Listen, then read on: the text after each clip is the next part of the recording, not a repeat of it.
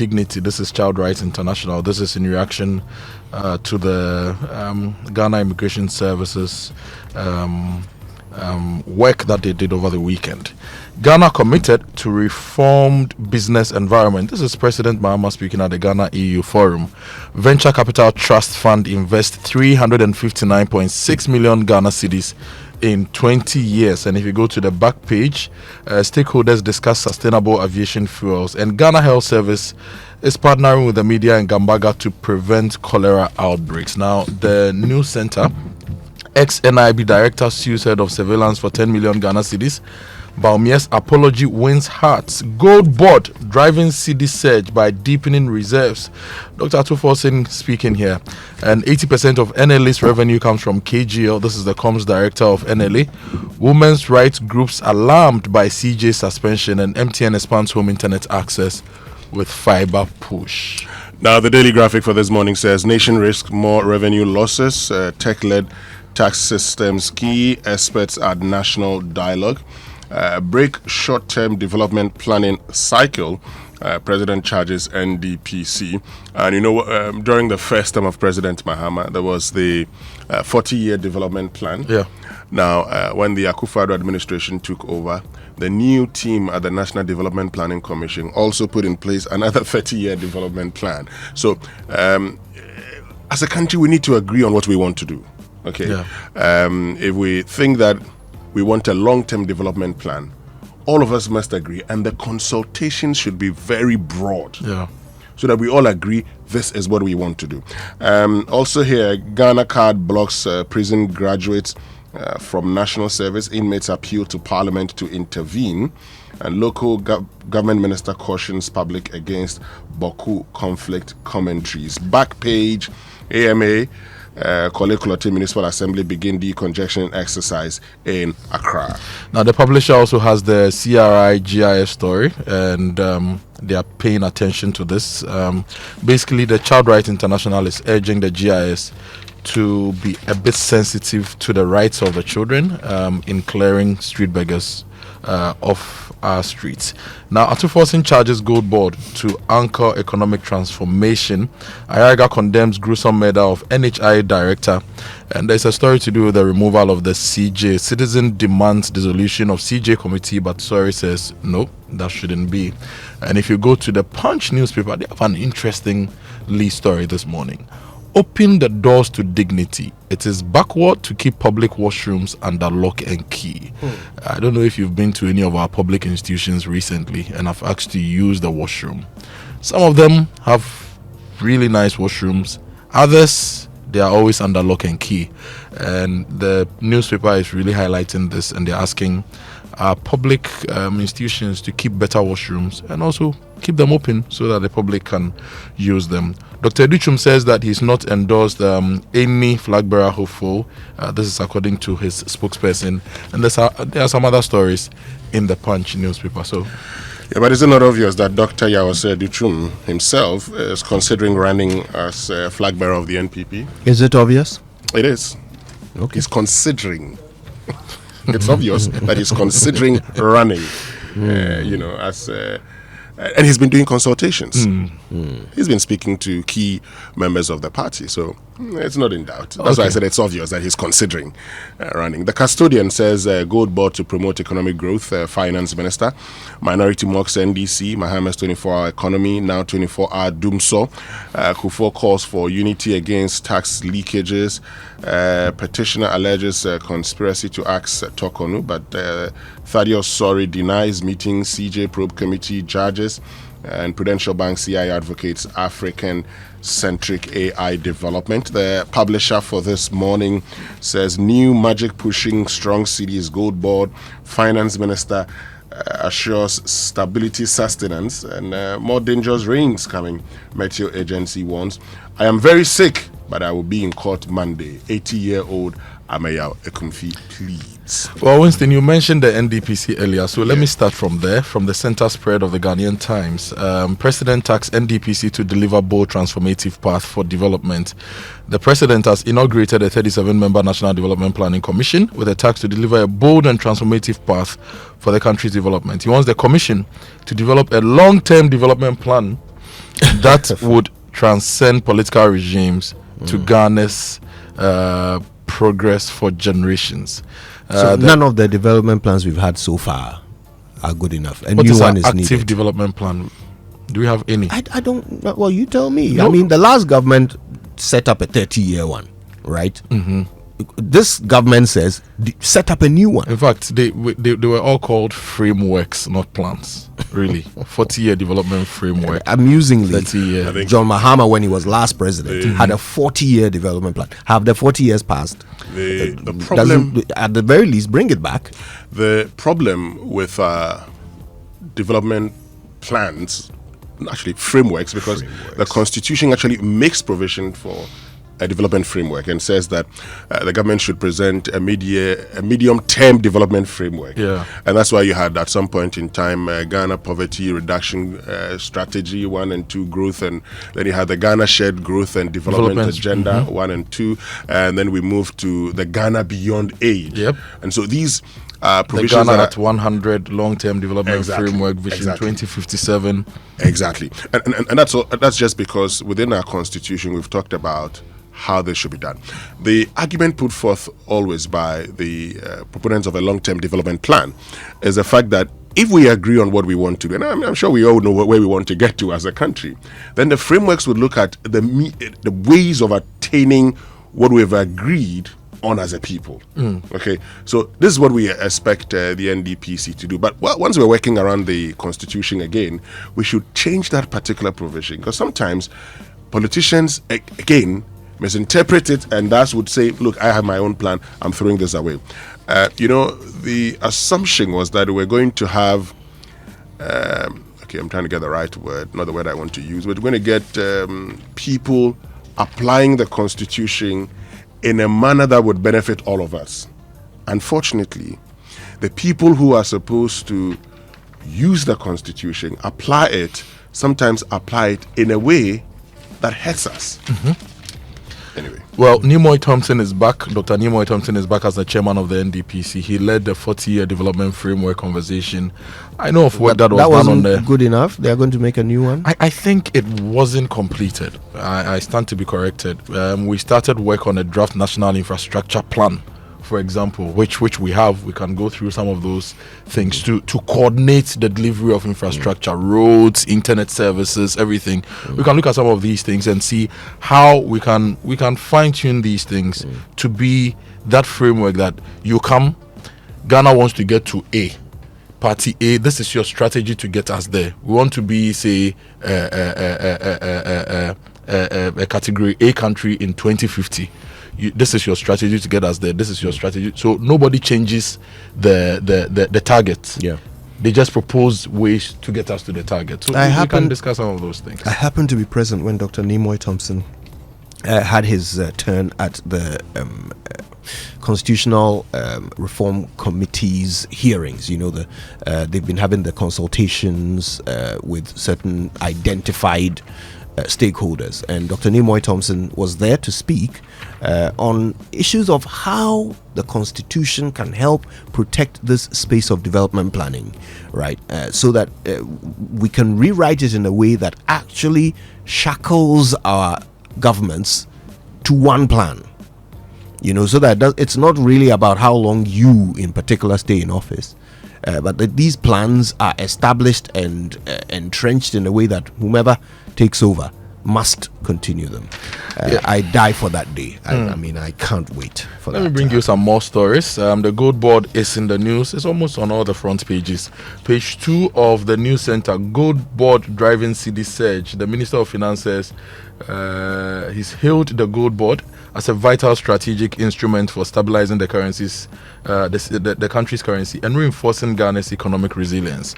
Now, if you check the editorial of the news center, they're saying that the Cedi's comeback underscores the vital role of the Gold Board. That's the editorial of the newspaper, and they are giving some numbers to support their argument that we need to pay attention to the Gold Board to help us maintain the sustained growth of the Cedi. Now, there's an interesting article here by Joyce Bauer Mokhtari, a presidential staffer.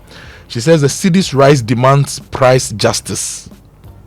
Okay. Yes, and basically, what she's saying that something remarkable is happening in Ghana, and for the first time in a long while, the Ghanaian cedi is not in the news for its decline, but for its dominance.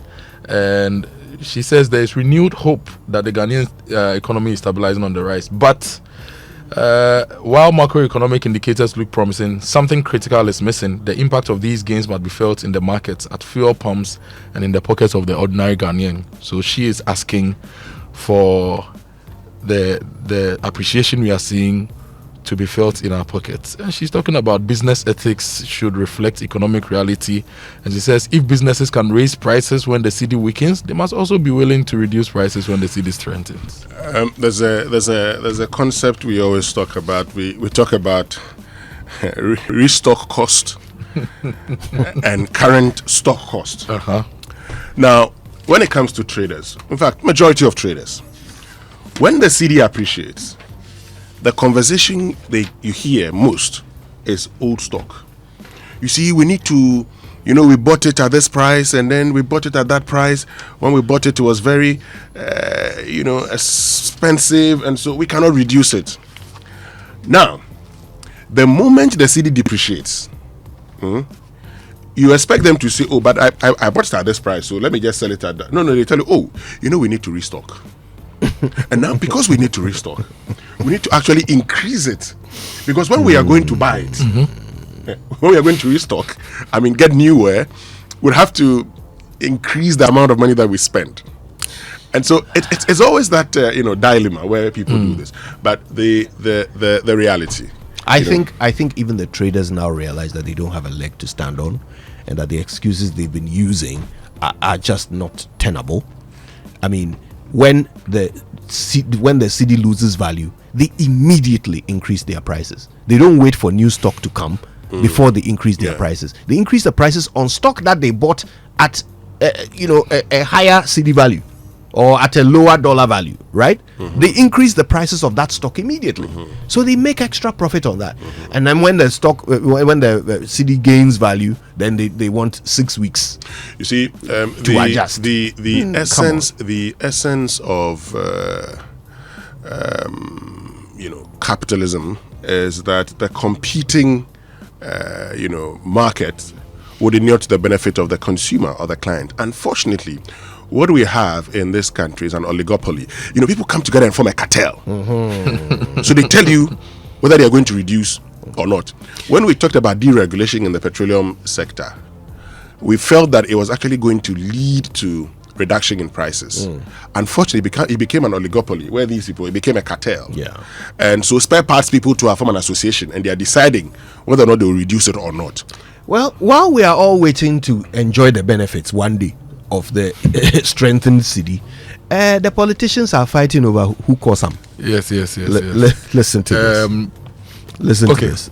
If you ask a simple question to the NDC to point out exactly what policy they have implemented that has resulted in the appreciation of the cedi, they cannot tell you one. The US dollar itself is on the decline globally. If you go to Zambia, for example, the kwacha has gained a lot of ground. And then there's the third element, is that they are not spending. If you are managing an economy, you have to pay your bills. They are not paying IPPs, for example. This is why the dumsor is so acute. And they are not paying contractors. So when you are not spending, there's less pressure on your currency. Okay, so that's Dr. Baumia saying, look, it's actually NPP magic plus NDC stinginess or lack of spending, which is making the cedi stronger. Well, President Mahama disagrees. The Ghanaian cedi, which depreciated by 19.2% in 2024, has shown signs of recovery. This has been supported by stronger forex inflows, improved trade balances, and growing investor confidence. These figures, though early in the year, are clear signs of a disciplined and inclusive economic recovery.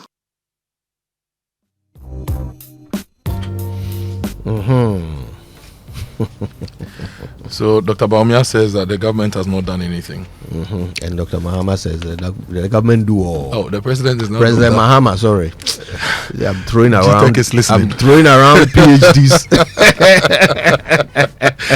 question though. So Yeah. if one government says that now I'm not going to spend, I'm going to tighten ABCD, I'm going to do ABCD, and that results in an outcome, which is part of the reasons why the city is appreciating now.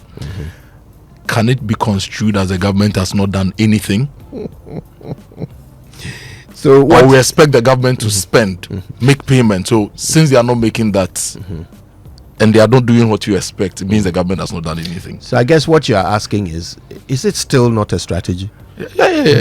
Doing nothing also not a strategy? Well, I'm sure then the question is the sustainability of that strategy. Exactly. Within the long term. And so, what we are experiencing currently, it is true that there is actually increased gold exports. And increased gold export only means increased supply of dollars of forex into the country. Now, while there's increased gold exports, which means increased supply, the other question where you get the vice president coming in is the point, former vice president, is the point about our expenditure. So how much are we spending? Now, you may have heard Professor Godfrey Bockbing over the period make the point that the country is operating at, say, 50%. And the moment it begins to operate at, say, 100%, there could be a challenge with the dollar, with the cedi. And you've heard, all the others make the point, even those who have predicted the cedi ending the year at 14, 15, cedis to the dollar, is all because of how we're going. Now, consistently, yesterday, Kojo Boateng, you and I were talking about the energy minister needing to solve the problems and not explain the problems to us. What you hear him saying consistently is the need to buy fuel. Now he says they bought fuel. Now they've bought fuel. And they are discharging the fuel. Now, even though I disagree with the 1.1 billion figure that he brought, because that 1.1 billion figure per the data in front of us, 1.2 billion is for the whole year, based on the Energy Commission's thing. You would see that within this period, government has actually, what a strategy could be, has been, is not to throw in too much money. So once you are not paying a lot of, you're not buying so much oil, even if you need that, which may have led to issues in the past, you have enough dollars. So coupled with the Bank of Ghana's least intervention, and when you listen to the interview that George Riafe had with the governor, the first deputy governor of the Bank of Ghana, he doesn't deny some minimum intervention. So these things are helping, coupled with the dollar's struggles globally. So the gold purchases, the gold exports, is helped. Yep. That is not in doubt. Yeah. And also the fact that when a new government comes in and says, hold on, I need to have a good idea of how much it is that we need to spend, and a halt on a lot of payments is also helping the Ghana cedi. Yeah, so that's what you see. And we've also talked about the fact that, cumulatively, for instance, if you were to compare our imports for 2025, you'd see from, January to February, that's the data I have from the Bank of Ghana Summary of Economic and Financial Data, it's $2.673 billion. If you're to compare that same period last year, it's $2.49 billion. That would show you, say, an increase of about $180 million. But you then would also ask, over that period, what has been our inflows? Our inflows from gold alone has been substantial. Yep. The 2.9 billion from the amount that we got. Let me just actually show you, get you the figure. I like to quote these figures. Let me get it from the Gold Board figures, website, which I put here. Let me just get it for you. Okay, there you go. I have it here. Okay, so let me just share with you that figure, and it will tell you, for instance, how much we've made over the period. So let me help you. So April's performance builds on a strong start to the year, with the total gold export earnings from January to April 2025 already exceeding $2.7 billion. That well ahead of the $2.19 billion recorded in all of 2023. Exactly. So you see that $2.726 billion that we received is more than the total amount that we received in the whole of 2023. In 2024, for instance, the total amount we received was 4.616 billion.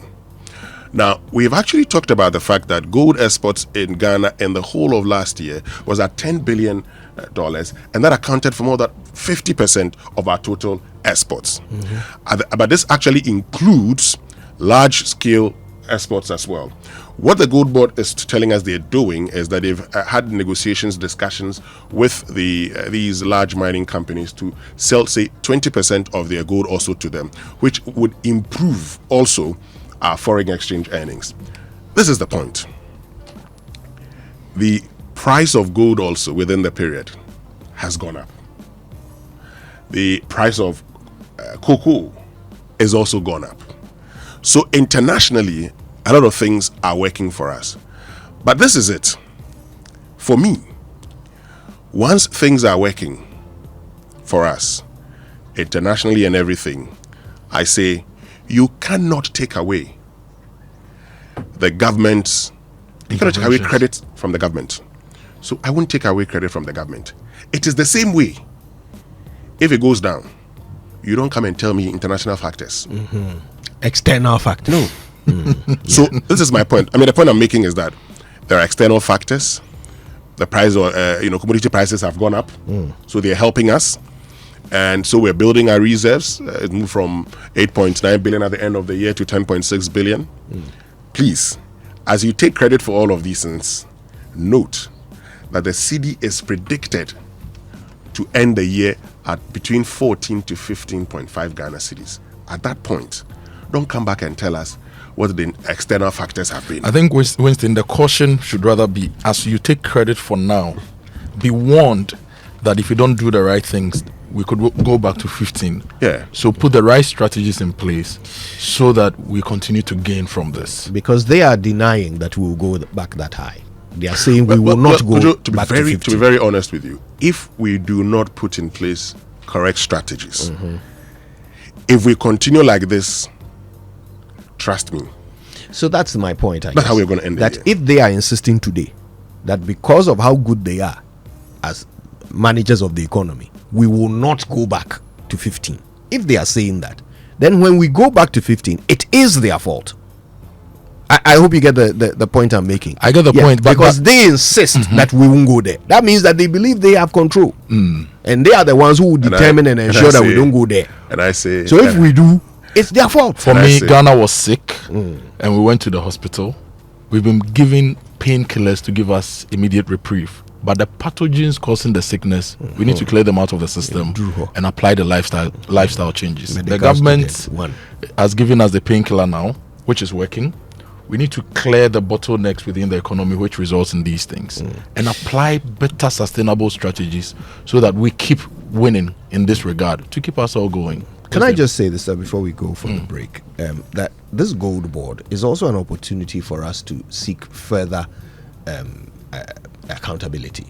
Okay, we are told that they have exported so much gold in this first quarter, right? And that has shored up our Cedi. Well, good for them.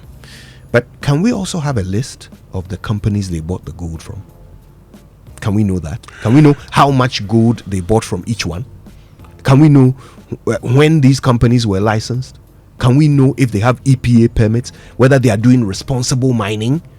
Like, can we get some transparency, some accountability? Can we see what you are doing? So that at the end, you don't just come and throw figures at us, which are actually being fueled by Galamsey. Can we not do that? Because we want to rebuild our economy, but we don't want to destroy our ecology while we're doing it. So if we can get some accountability, some numbers, names, figures that we can all go and verify. We can all go to the mine and go and see that yes, these people are actually mining responsibly and government is buying from them, and therefore we are not destroying our environment just to collect political funds. Yeah, so I mean, my point is simply this: lots of factors, and even the finance minister admits these factors. He knows that this is all not down to the Gold Board. So, look, let's be cautious. Let's be very cautious, because I don't want the case where we come back tomorrow and sing a different song. Yeah. All right. The conditions are favorable. We'll take advantage of it. But as you take advantage of it, you prepare for a worse day. Exactly. Okay.